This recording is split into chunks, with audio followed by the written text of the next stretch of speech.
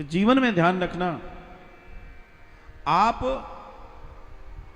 अपने परमात्मा अर्थात चाहे वो कथा हो या परमात्मा हो, ईश्वर हो, इनसे तभी आप प्रेम कर सकते हो जब आप ब्राह्मण से प्रेम और सम्मान की बात करोगे। बिना उसके संभव नहीं है, क्योंकि जो उसकी कुंजी है, जो की है, अगर आप उसको बाईपास करोगे तो आप एंटर नहीं कर सकते। क्यों? उसी ने आपको वो दर्शन दिया कि ये परमात्मा है। उसी ने हजारों वर्षों की तपस्याओं के साथ इन वेद पुराण उपनिषदों को छाती से लगाए रखा।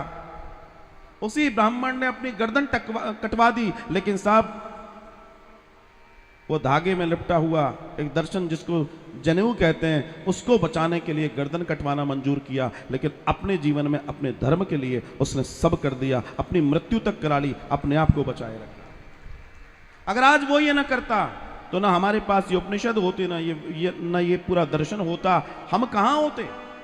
विचार करके देखिए। क्योंकि आताताई तो कहते थे कि शिखा लाओ और सूत्र लाओ, और उस विचार को देखिए, उसके बावजूद उन्होंने वनों में रहकर छुप छुप कर इन सब चीजों को सहेज के रखा, और आज वो प्रसाद हम सबको आनंद दे रहा है।